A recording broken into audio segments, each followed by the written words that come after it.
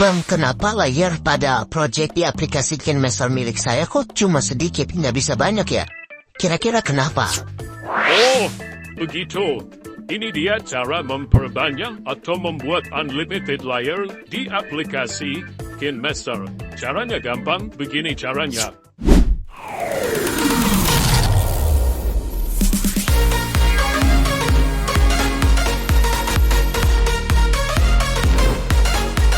Di sini saya sudah membuka project dengan sedikit demo saja ya. Kita coba lihat layarnya. Kita hitung di sini ada 1, 2, 3, 4, 5, 6, 7, 8, 9, 10, 11, 12. Ini hanya demo saja ya. Di sini bisa dilihat bisa sampai 12 layar. Terus caranya gimana? Caranya mudah saja. Kita keluar dulu. Oke, setelah kalian buka di bagian awal seperti ini, kalian bisa pergi ke pojok kanan atas di bagian gerigi ini.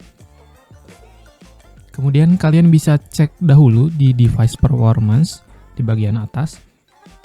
Maka di sini sudah terlihat HP apa yang kalian gunakan. Di sini saya menggunakan Android ya, dan HP-nya medium ke bawah.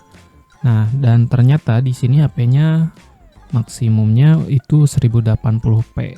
Nah, di sini ada number of support yang bawahnya. Number of support di sini menjelaskan yang pertama, jika saya menggunakan 1080p, maka layar saya hanya 6 layar saja. Dan jika 720p, maka layar maksimal saya adalah 8.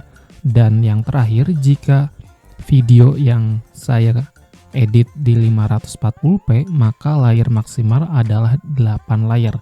Maka jika kita akan menambahkan layar atau membuat project kita unlimited, caranya diklik di bagian advanced setting. Di sini ada tulisan allow unlimited video layer. Kalian aktifkan saja. Di sini ada peringatan using unlimited video layer may cause the app. Maksudnya bisa memberikan dampak yang cukup parah ya. Contohnya aplikasinya bisa tiba-tiba mati atau yang lainnya. Karena kita maksa, ya kita yes aja lah. Oke. Dan itulah cara membuat layar kita menjadi unlimited di aplikasi KineMaster. Share, like, and comment jika itu bermanfaat. Dan jangan lupa aktifkan notifikasi lonceng di bawah supaya tidak ketinggalan video-video menarik lainnya.